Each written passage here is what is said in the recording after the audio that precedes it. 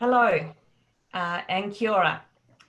I'd like to start by acknowledging in Australia the traditional custodians of all the lands on which participants in this webinar find themselves, and I pay my respects to elders past and present and all other Aboriginal people who are with us today. And for our friends in New Zealand, ena mana, ena reo, ena karung atanga maha, tēnā koutou katoa. My name's Jill Callister from the Australian New Zealand School of Government, ANZSOG, and it's my great pleasure to welcome you to our first Thought Leadership webinar. This webinar is the culmination of ANZSOG's Leading in a Crisis series, which was led by Professor Paul Tahart, who you're going to meet shortly, along with a number of leading international thinkers on crisis management. With over 21,000 views and 600 subscribers, this enormously popular series created over the last 8 weeks or so has connected Australian and New Zealand practitioners in public policy, public management, public administration with timely advice on navigating the COVID crisis, founded on leading research. So today you're going to hear from some of the researchers and authors of those papers, as well as some of the key people implementing the strategies of governments. Paul Tahart is Professor of Public Administration at Utrecht University and Associate Dean of the Netherlands School of Public Administration in The Hague, and we are delighted to have him with us today to facilitate this session. Joining us in conversation with Paul, I'm also delighted to welcome the New South Wales State Emergency Services Commissioner, Carleen York, Chief of Staff to Winston Peters, the Deputy Prime Minister of New Zealand, John Johansson, and the Director for the Centre of Societal Security at the Swedish Defence University and co-author of the Leading in a Crisis series, Fredrik Bynander.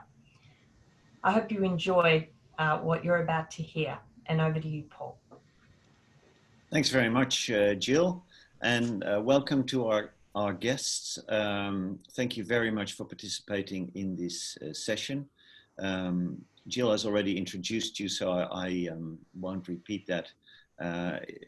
It's interesting that out of the three of you, two of you are kind of pracademics, people with an academic background that now find themselves in hot seats in their governments, their respective governments, particularly also in relation to the COVID-19 crisis. So we can have both, academic and practice-oriented conversations.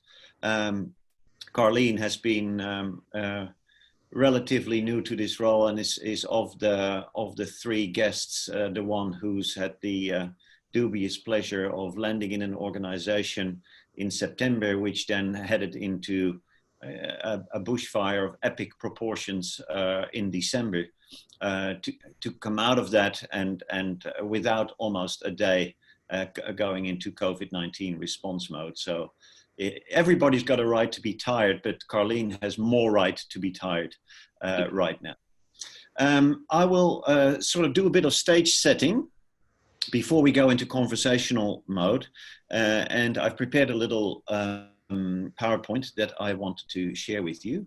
So Chin, if you're hearing this, can you bring up the PowerPoint? Yes, thanks very much. Can you put it in? Yep, there we go.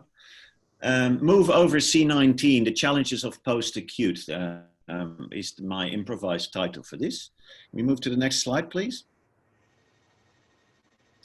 So this is the picture we've all become very familiar with, the notion of what we've got to do is flatten the curve. The New Zealanders have flattened it right to zero. The Australians nearly, the Swedes and the Dutch for that matter, not so great yet, but getting there theoretically. And I wonder what is wrong with this picture as we move forward. Is this sort of, will this remain our mantra? And you won't be surprised to hear that my answer to that is no. Next slide, please. I've got 6 points why I'm suspicious of that, remaining our guideline. The first is that the public mood will, I expect, become more volatile as restrictions persevere. You know, countries, perhaps New Zealand is in a position to release many restrictions very soon, or go further in releasing those restrictions if their infection rates stay, at zero or very, very close to zero. But in the part of the world that Frederick and I inhabit, certainly there is this sense of, okay, this is going to be with us for a long time, and it's killing us. It's killing our older people, and it's killing the rest of the population through economic strangulation, social strangulation, etc., etc. So there's this buildup of pressure on governments to be faster, be bolder, if you like, be more risk acceptant in returning to normal. And you see some pictures there, and the first beach parties have been organized, etc., etc. So how are we going to deal with a public mood that is not going to be driven by the acute fear which led to compliance and a high trust of a highly restrictive government approach? Next slide, please. Secondly, we are researching, everybody's researching C19, yet we have still very high levels of uncertainty about how this virus will behave. There is no, that I can see, there is no epidemiological consensus emerging. There's perhaps a narrowing bandwidth of what are, the leading hypotheses are and so on. The reality is, if you start comparing government responses and what philosophy is driving them, say that there is a firm shared theory in use about what works and what doesn't work in view of the continued this virus is hitting, how long it will stay present in the community, how it will be transmitted. And since there is not that sort of evidence broadly adhere to theory, a lot of the policies we'll be making are essentially gambles rather than the kind of evidence-based policy that we've been led to believe has been driving our responses so far. Next sheet.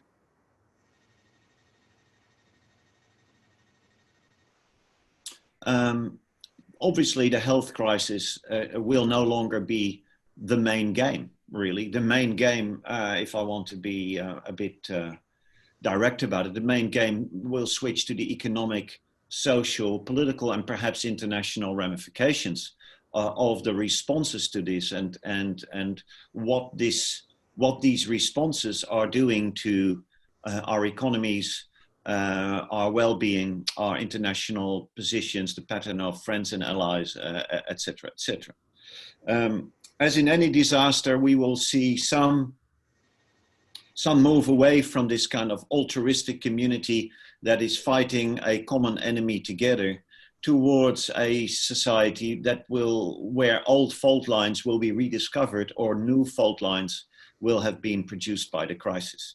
You notice it, for example, in the US very clearly, where there is mounting evidence that the pattern of victimization is basically demonstrating, or if you like, exacerbating existing social and racial inequalities. So I'm wondering what fault lines will start to run through our societies as we move forward. Government in the next phase will necessarily have to disappoint, because we're basically all having to go into some form of austerity mode. There'll be businesses and whole industries and sectors clamoring for support. There'll be different groups of citizens clamoring for support, and the means will not be available to support everybody equally. So very hard calls will have to be made about, what we are going to discard, who are we going to disappoint, how are we going to distribute pain in our society. And necessarily that will not be done in the kind of expert-led, seemingly evidence-based, depoliticized manner in which we have progressed in the first few weeks, we will go back to politics as usual. There'll be peak bodies, there'll be interest groups, there'll be direct challenges. Oppositions will rediscover new lifeblood, and it's not going to be as pretty in terms of governance as it has been in the last couple of months. Next slide. And so we have other curves than just those curves of infections and deaths and IC capacity to observe. I won't go into detail, but these are the curves that will be as prominent, perhaps even more prominent on the political agenda, in the public service, etc. Because this is the logical consequence of a cascading crisis. And I've used the word curve everywhere, but you can see it hyphenated in the title, because we don't know whether these things will all behave like curves. That we will have, in other words, multiple levels of uncertainty. We, for example, will not know whether the high level of trust that, for example, the Australian government now enjoys with its citizens, which is a remarkable thing because the long-term trend was actually downward, and it's kind of shot up. You know, will that honeymoon last? My prediction is probably not. So it will be a spike, and it means that there'll be a downward slope. That will be my hypothesis. Seems much more plausible than this is a plateau that we can now kind of navigate. Next slide. How long will our systems hold? You know, at least I think I'm looking at the moment, I'm looking at a screen with our guests, and I think I'm looking at three very tired individuals. And so at a personal level, people in key positions, key political positions, key public service positions, they will be very, very tired by now, and they will have to keep going for a very, very long time. So there's issues of personal resilience and replaceability, etc. Obviously, those are multiplied when we look at our organizations and our public institutions, but also our publics. So how do we do that? I don't think any of us has been through anything like this. You know, a crisis that kind of keeps rolling and keeps morphing and keeps demanding our attention, from which there is no going back to normal. We may have that desire, but there will be a new normality, and that will involve a lot of change and loss and adaptation. Final slide. There's obviously an upside about this as well. So it's not just about flattening a curve, i.e. harm prevention, but it is also about learning positive lessons from this crisis. We are learning things in sectors like health and education about how to do things at a distance. We are reinventing work-life balance, work practices, and so on. So what improvisations and innovations that we are experimenting with because we have to, do we actually want to retain, and how can governments usefully help in us coming out of this crisis with you know, more strength perhaps than we went in some areas. That's what I wanted to sort of present as a kind of characterization of where we are now and what may be involved in looking forward. So turning to Carleen, maybe first of all, Carleen, I did imply that things must have been pretty rough for you personally in your leadership coming into your new organization in September. Can you share a little bit about what this sort of sequence of two mega crises has demanded of you personally in your role? And are you as tired as I suspect you are, and how do you deal with that fatigue? I hope I don't look as tired, but anyway. Well, it's been thrown in the deep end, obviously with the bushfires and the State Emergency Service responding to that and helping the fire agencies across the whole state. Now, obviously, I'm talking from a New South Wales perspective, but there were lots of fires, particularly down the eastern seaboard. Getting into a new job and trying to analyse how the organisation works, who's who, what the main issues are, has been quite challenging because it's not been a quiet business as usual period. It's been quite intense, and obviously we're sending a lot of our staff and volunteers all over the state. So we're hoping that when we came out of the bushfires, that would be an opportunity for me to sit back and look at our governance committees and our, authorising environment, and work with the Minister's office, all those things you've got to do in a government agency. We did go into some floods and storms, like in Sydney, some houses were without electricity for 14 days, and we were responsible for chopping down the trees, clearing the areas and getting people back and connected with the electricity suppliers. So no business as usual during that period either, and the floods have been going now for about 10 or 12 weeks out in the western part of New South Wales. One thing I'm very happy about is things quietened down or was ending as we went into COVID. I would be very worried if we were trying to respond to a lot of these emergencies and people's needs in the community whilst we had the COVID provision. So we are now assisting with COVID and helping there, but our whole organisation has had to change the way in which we operate. We have about 70% of our staff working from home.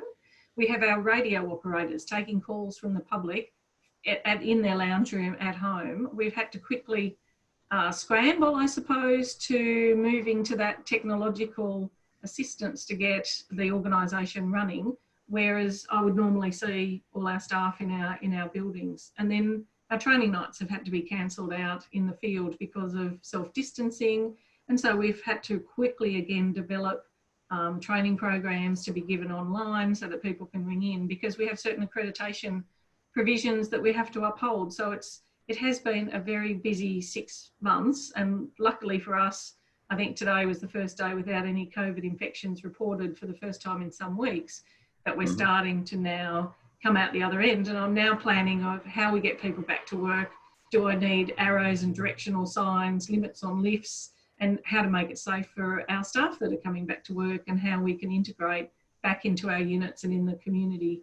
One of the interesting things has been the recovery from the bushfires has also had to be changed, because we can't have community meetings, and we've had to deliver services in different ways whilst looking at the COVID experience and issues as well. So that has been quite challenging for our government to do that. Is there, what is on your mind moving forward? What do you see from where you sit in the scheme of things as the 2 or 3, main challenges or concerns that are in your head as a leader? Well, the first thing is the work health and safety issues of our volunteers and members. I mean, a lot of our members are over 60. A lot of our members aren't technologically driven either. It's not like a workplace when you're on your computer all the time. We have a range of volunteers, but they could be farmers or truck drivers or whatever that, isn't in an office environment, and we have to give our training out for that. How we get back to normal. So the budget obviously is affected for our government department, as you mentioned. What does that mean for us going forward, trying to do innovation projects, development of systems into the future? And will our volunteers come back? Do they want to come back and work with us? So we have to keep them motivated as well to come back and assist, because they are tired as well. They've had a big demand, little rest, and going from one challenge to another. A lot of them are self-employed, may not be able to afford to do it, as much, and a lot of them, they've got other worries. They've got other worries. They've got their own financial worries. So we're hoping that we can encourage them to continue, because we've got an important service to deliver to the community. Thanks very much, Colleen. We'll get back to you in a minute. John, I just wanted to bring you into the conversation now. Colleen's organisation is necessarily sort of at the coalface of this. You're into the, if you like, the high politics of this as the chief advisor to the Deputy Prime Minister. If I just want to sort of cut the bullshit, I've got 2 questions for you that you can maybe play around with. One, of course, is New Zealand has been held up, including by myself, as like, the success story. Everybody loves your PM, etc. You're actually serving the guy who nobody hears about anymore, because New Zealand has been narrowed down to its prime minister and her fantastic media performances. How does that feel in your nice coalitional arrangement? But perhaps more importantly, the policy question. Is there a danger of New Zealand declaring victory too soon? And how are you going to deal with, the fact that we don't know how COVID-19 will behave, and that the only way to ensure continued, zero infection is to keep your country in a kind of an international sort of a border lockdown mode that will cripple you economically? How does your government sort of move on from its early response success to something that may be a lot more wicked to deal with? Well, on your first question, Paul, it has been challenging because aside from being, the junior coalition partner in the government, my principle has been during the lockdown period was physically isolated up in the far north of New Zealand, so very far away from Wellington, where I've been located all the way through this. So just in terms of my principle dealing with the frustrations of that physical isolation and being away from the seat of power has been challenging. But my principle is also a particularly resilient, experienced politician. And there was a cartoon in our local paper, The Dominion, last Thursday. And in his first week back, he made such an impact that he was depicted as Tarzan flying through the jungle with the Director General of Health underneath his wing, as we explained to the public and tried to educate the public about some of the nuance around the trade-offs that are made in some of our early decisions around border, both in terms of getting New Zealanders back that were caught offshore, but also the repatriation of tens of thousands of foreign nationals. So that has been challenging. That said, we're also closer to 3 years in than not, and so I've always seen this thing right from the get-go, and based on our earlier experience of March 15, the tragedy down in Christchurch, but also with the White Island explosion late last year, the volcanic eruption, that this is a very, very human endeavour, and it's actually the human relationships between the senior leaders in government, whether it be our respective principals, my peer group, the other chiefs of staff, all the way down to our professional staff. It's the relationships that we've forged over that period that are actually the most crucial element to our ability to function under, intense time pressure, and just the unbelievable variety of decision making that you have to do with incomplete information under time pressure. Yeah. Turning to the question of New Zealand declaring success, well, I think in a way, publicly, we have wanted to send a very strong message of reinforcement to the public that their exquisite compliance with these very unusual restrictions on their freedoms and their normal way of life, that has been rewarded. And I don't think any of us that sit in the beehive feel that victory has been won by any stretch. In fact, most of us have that same feeling in the pit of our stomachs, as I think people in our positions worldwide have. We are concerned about subsequent waves. We are turning our minds to the enormous economic challenge before us. Yes, we could shut ourselves away from the world and we would slowly starve while we succeeded in doing that, which is why Winston, as Foreign Minister, and indeed the Prime Minister has been talking and progressing work in incremental opening up of our border. So we envisage, creating a bubble with Australia. Yeah. We are both in the position where that is actually possible. And because Australia is the most important partner in terms of our economy, that actually is not insignificant. We also then, because New Zealand and its foreign policy has always had a special care and concern for the Pacific, we also want to, first and foremost, right from the beginning of this, we want to protect the Pacific from the virus as best we can. Certainly we do not want New Zealand, and I know Australians feel the same, want to spread the virus in the islands because they're so poorly set up to be able to deal with it. But that said, if we have more surety around the ability to have a safe border and safe border travel, then we would also look at extending that bubble to the Pacific. And then we look at our trade partners, and then we would be looking at trying to broaden, but always being prudent and paying respect to the lethality of the virus and its ability to come back. Yep. Thanks very much. That sounds very, realistic, I suppose, step by step, etc. You're starting from a better position than we are at in Europe, but you're basically saying we will remain extremely vigilant. Let's bring in a European perspective. Frederick, you've been listening to this, and New Zealand has gained international press conference for its kind of press coverage for its successful early response in sort of squashing that curve altogether. Sweden has gained a lot of international attention for doing it differently from almost any other country on earth, certainly all of these surrounding countries.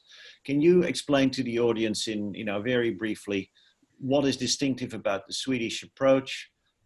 Where did it come from? I talked about nobody having an evidence-based theory in use, and yet Sweden has sort of defied gravity and has charted its own course. On what basis is that, and how is that? What do you see as the next challenges for Sweden and including for yourself in your current role? Yeah, I think obviously Sweden is pictured as the odd man out here in Europe. I think one of the reasons is historical. Back during the HIV pandemic, Sweden had draconic measures. We had one of the toughest CDC agencies that were, according to a lot of people, persecuting the gay community in Sweden. And one of the things that happened was that the government back then, 10, 12 years ago, they merged the two agencies that were dealing with public health, and they explicitly tasked them with finding better ways of doing this the next time around, whatever new disease we would have to deal with. And we see the result now. And we also have this situation where agencies in my country have a lot of autonomy, more than in most countries in the world. And even if the Swedish government would have wanted to overrule what the Public Health Agency were doing in the early stages of this crisis, they would have had big trouble doing so. So basically what happened was that this agency... So Frederick, so you essentially have not just an ad hoc expertocracy, but you've actually institutionalized a depoliticized approach to something as big as this. Is that correct? I think that's a good version of what is happening here. We also have a long-standing tradition of having the state epidemiologist, that, the one person that is in charge of doing this. And that person has become the face of the COVID-19 epidemic, and that person is on TV every day talking to the public and explaining what is going on. I think also we need to know that part of their calculus here is that public health in Sweden is comparably very good to begin with. We have low obesity, diabetes, smoking, all these risk factors is considered very low in international comparison. And I think part of the calculus was that we will survive this better than most. Having said that, obviously we're having all kinds of trouble being viewed as the arrogant people up north who think they can do this their own way and who will probably end up, you know, infecting the rest of Europe down the road. But it seems like, and you know, one other argument that the Public Health Agency is sending us is that, you know, this is truly a sustainable strategy. So when the rest of Europe is now removing restrictions and also heightening the fear that they will get second spikes, we're basically, you know, doing the same thing, keeping the voluntary restrictions that we have in place and hoping that, you know, the flattened curve will stay flattened and will go down somewhat. Yeah. Just on your personal role or your observations as an advisor that you currently are, to sort of how your leaders behave under this type of pressure and how the systems of government are holding under this pressure. Is there anything you have noticed about your systems, if you like, resilience or lack of it? Where are your concerns in that area? And then we'll go to, I see questions are starting to drift in. I would encourage listeners to send them, and I'll be relaying the questions to our guests in a minute. Frederick.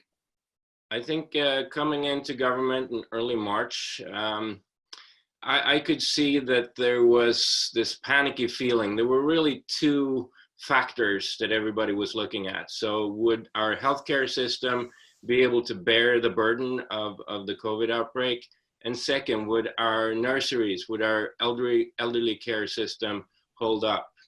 And in the first instance, yes, we pretty much had 20% capacity in ICUs and so forth. But in the second factor, you know, we didn't meet the challenge. So our nurseries across, especially this greater Stockholm area, is under so much pressure, and that's where we have about 75 to 80% of our deaths. And this is a huge debate right now. How could we have failed in doing this? And there are a lot of explanations and so forth. But I do think that I was interested to learn yesterday, day before yesterday, that the Swedish government has already issued an official apology about its treatment, or if you like, a relative negligence of the elderly.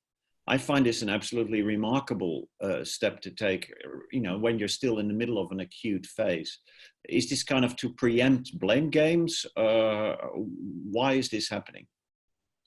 Yeah, I think that's partly true. I think that the debate was already concluding that this is a huge national failure.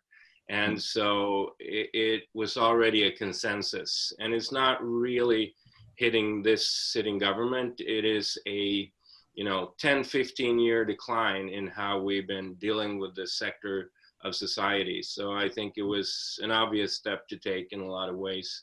And we're actually now sort of in preparation for a second wave, trying to do all the quick fixes that are out there. Yeah. Look, I think it's best and it's fair to our listeners if we go or if we allow our conversation now to be driven by their questions. There's been one that came in early that was directed to Carleen. And the question is, Carleen, what advice do you have for leaders negotiating the potentially conflicting demands of being new as an organizational leader, and at the same time having to lead that organization in a crisis? So newness versus crisis leadership. What have you learned about negotiating those two? Okay, luckily, although I'm new in the organisation, I do come with some experience, having had over 35 years in the police, and obviously running a lot of crises in relation to that, whether it be event planning and management or environmental factors. So that did help, that I suppose I come with some credibility. My main focus was to assure my organisation and my volunteers that we were doing everything we could to look after their health and well-being, whilst making sure we can still respond to the community. Because one of the wonderful things of having a volunteer agency is I don't pay them, they come to work because they want to come to work. And how do we make sure that they feel safe and comfortable to do that job? So I've done a lot of video messaging, a lot of emails, and I'm actually ringing one of our units tonight. So 2 or 3 nights a week, I ring into their training nights to talk to them, to keep up the communication. And I think that has been, I'll see whether it's successful later, but so far it's been very well received. And I suppose the other element, besides just looking after your staff and volunteers, is to be organised and to be in control and to be confident about the decisions that you're making as best as you can. And I think John said it is on sometimes very little information. So we've been obviously having the Premier every day doing stand-up press conferences. You've got to be aware of that. You've got to be on top of what's being said by the government, and then take that lead and let our members know that we are being led by a government that's making decisions based on health, and that we will react accordingly and put things in place. Yeah. Could I just keep going at you for a second? There's a question that just came in and said, how did New South Wales SES manage in the face of conflicting communications and mixed messages from the federal and state governments? And that was certainly an issue, I think, in the early weeks of the crisis. And it's probably an issue that the other 2 jurisdictions are also facing. We don't have a government, we have a whole bunch of governments. Yeah, and I think complicated a little bit more in Australia because we are federated. So we've got the Northern Territories and we've got all the states. I haven't been involved, obviously, in the National Cabinet meetings, but the Prime Minister very quickly, I think after that confusion, then brought the Premiers in to be part of that decision-making process, or at least convey his decisions very quickly. And, you know, it's my obligation to follow what my state government say. So usually there was a day's lag. I would have inquiries, questions. Can we, you know, ease this? Can we make some changes to our operations? It's very clear that I have to wait for our Premier to make the decisions about what we can do. But nothing has been so urgent that they've been saying that the restrictions will change in a couple of days. So we were able to catch up. I think is just trying to allay the fears of people and trying not to get into that federal state conflict, and to again act calmly, look like you're in control, and communicate accordingly. Thanks a lot. Question for John, perhaps, but also Frederick. In the memos, the Leading in a Crisis series, we quote the Dutch Prime Minister, who said at some point fairly early on, he said, we've got to make 100% of the decisions with only 50% of the information. And the question here is, what does that mean, that in reality, when you have to make these hard calls, this kind of irreducible high level of uncertainty, how does that go, you know, at the center of government, for example? John, what are your observations about this? Yeah, I think the first thing is you just have to accept that that is the situation. Otherwise, you would get very frustrated, or you're not going to be responsive to the demands of the moment. So acceptance is a great deal of it.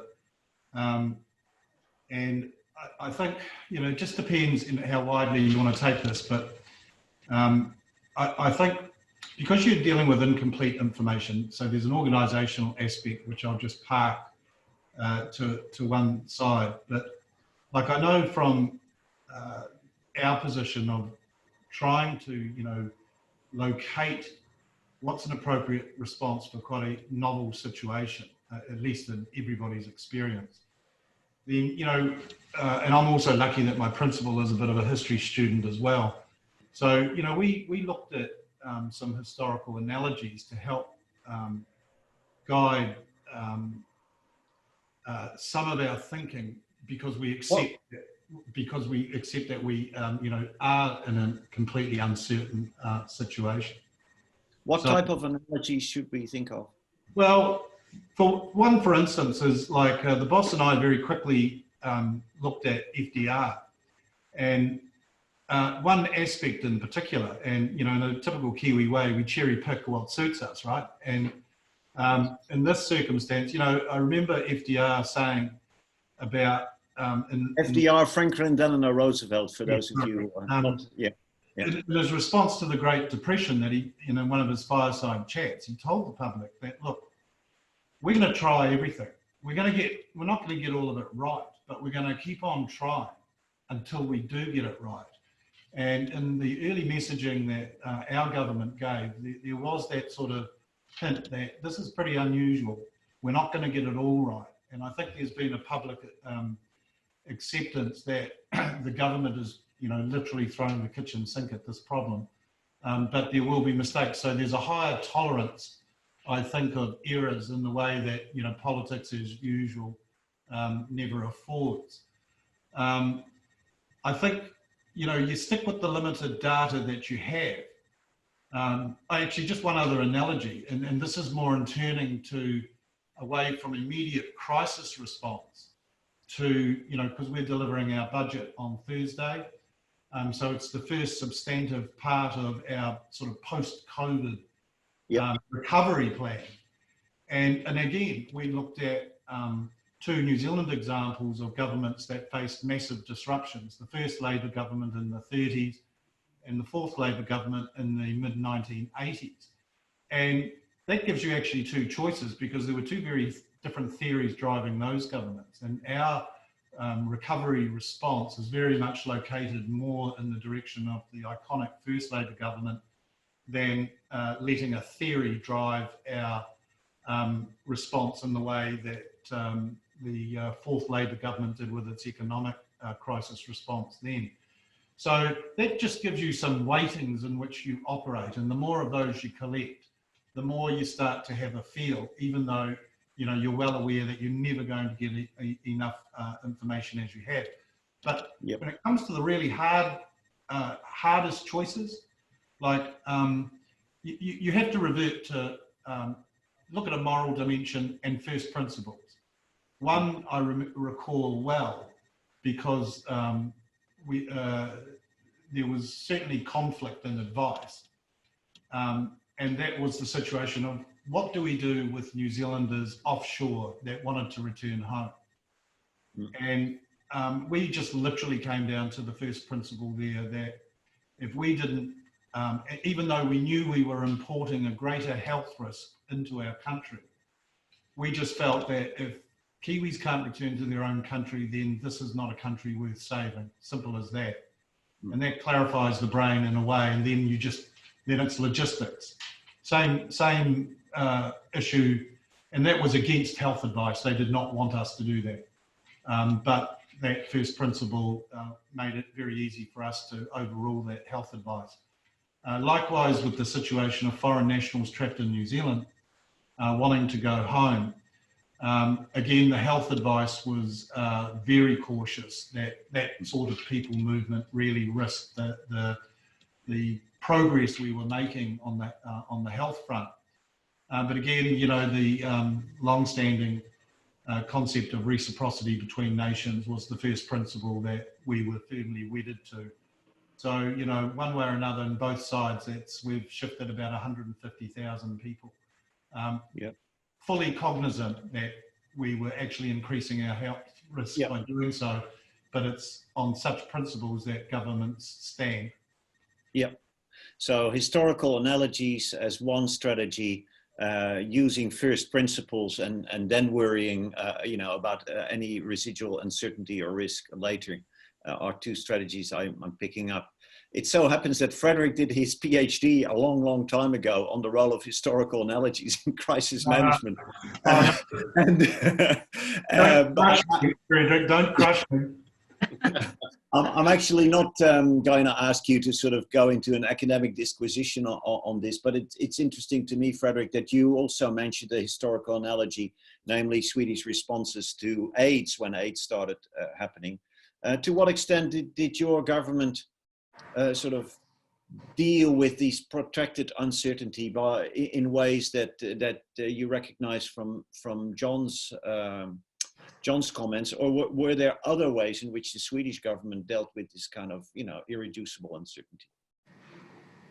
I think the big balancing act for my government in the beginning was between the sort of principle of maximum caution that seemed to be the rave back then, and doing something more the FDR version that John was just talking about, and maintaining freedom of action down the road, trying to figure out something that would be more sustainable, because I think it was obvious to everyone quite early that we're in this for the long slog and we're not going to see a vaccine very soon. So that was the first sort of conflicting options that were available, and it's obvious to me that we chose the latter one.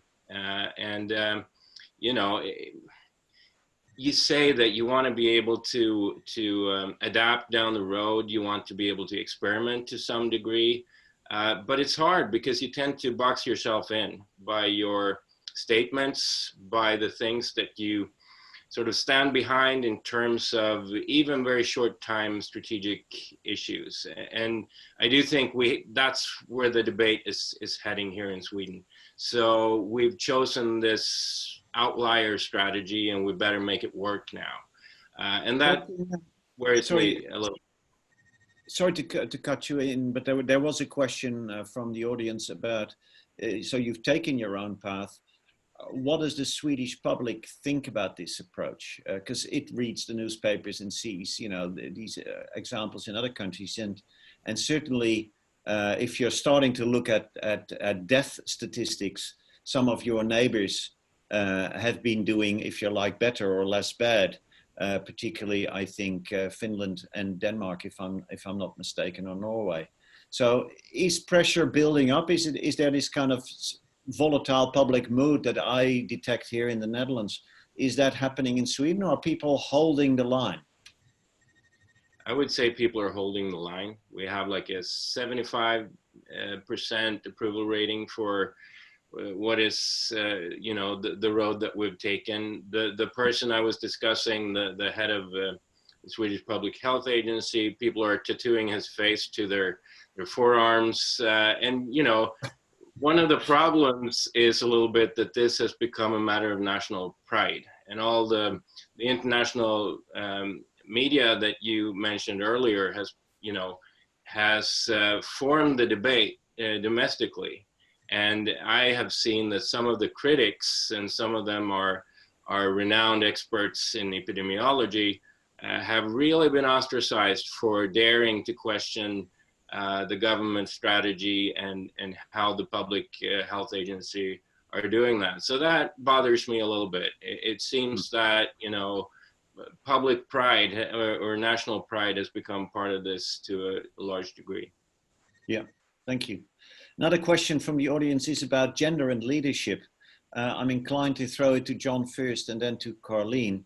As you well know, there has been discourse building up that female leaders are doing pretty well in this crisis, or at least in the countries that are seen to be doing well happen to be led by female heads of government. John, you are a leadership scholar. You are an insider now. You see your prime minister operate. Is there any? How do you respond to this? Is there something about gender or feminist styles of leadership that explains this? Well, I've thought for about 20 years, Paul, that women should take over, mate. So that's my bedrock position. I think just because my boss is also the foreign minister, I'll just talk about my own country and not generalise these thoughts more widely. Mm-hmm. But I think in the New Zealand Prime Minister, very Hargrovian view of it, in the sense that I think she displays a lot of the master skill of judgment. She's got very, very good judgment. Like a lot of Labour politicians, she is a natural policy wonk.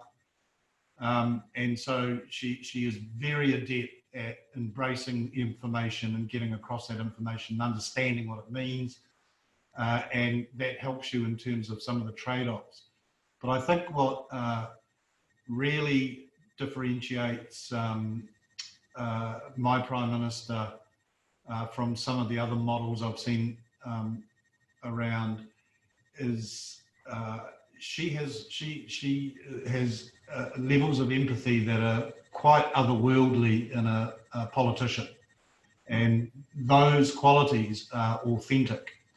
And that has allowed her to command the messaging, the vital messaging to the public to keep safe, which has been really part of why the New Zealand public both trust her and the government. I mean, we had 88% trust the last poll number I saw, and her favourables are sort of 83 favourable. So, and I can hear the opposition leader grinding his teeth from where I sit right now.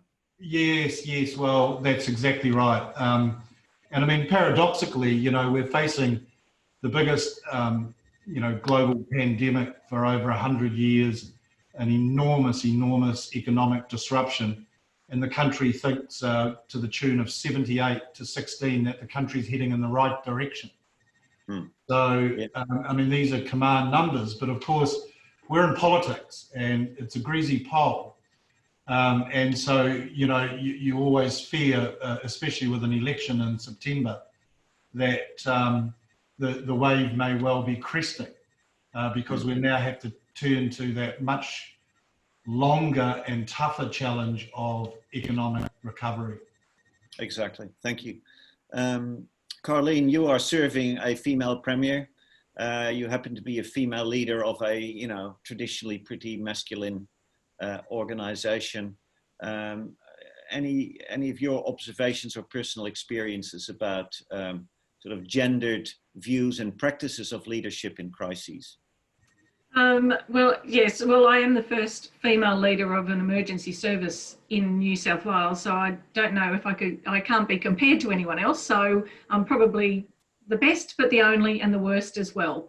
But if I think about it, because I hadn't sort of reflected with a gender lens, at a time like this, it is about empathy, caring, and, you know, I have to say the motherly sort of looking after everyone in the community, and I'm generalising.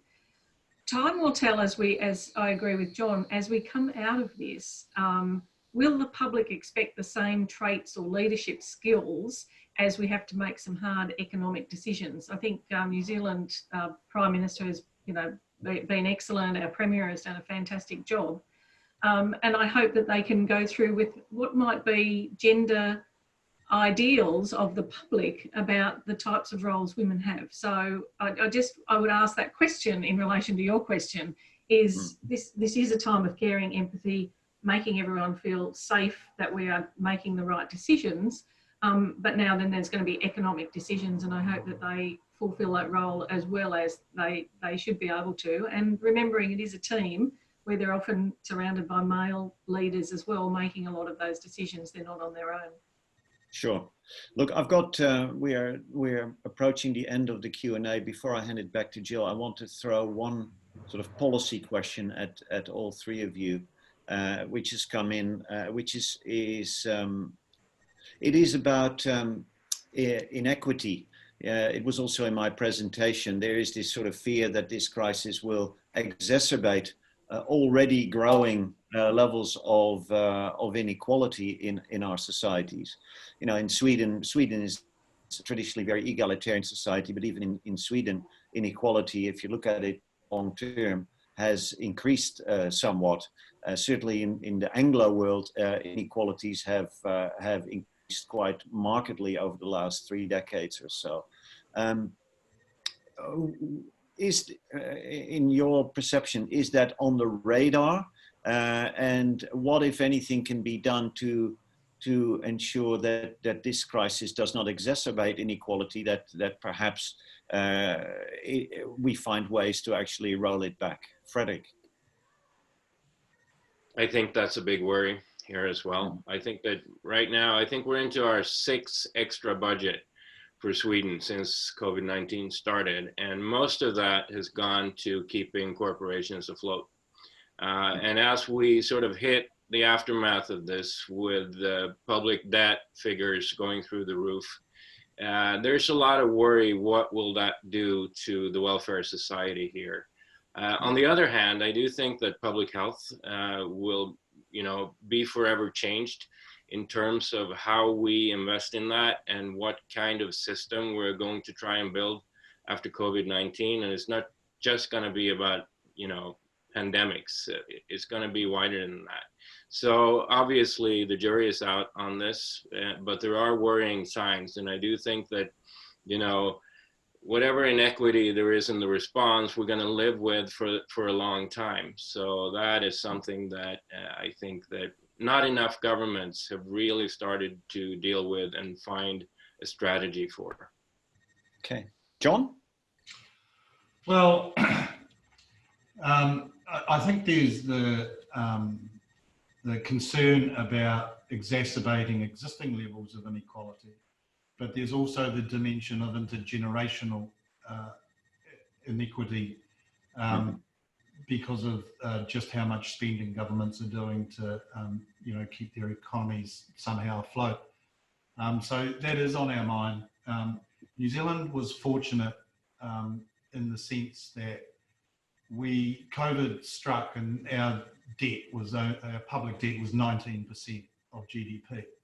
So that gives the state a lot of tools. A war chest. Yeah, a war chest, that's right. And even, you know, with our projections, even with the, you know, or very large envelope we've given ourselves to, you know, charter economic recovery, we think that even by the end of that, although it'll be a much bigger number for New Zealand, comparatively speaking, we're still going to be have one of the lowest debts, you know, globally.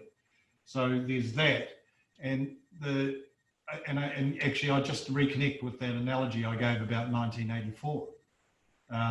Although those changes were necessary, the way they were sequenced created, you know, essentially 35 years now we've been living with the greater inequality that was created by when we opened up the economy in the way that we chose to do it back then. So we're very conscious of that, and I think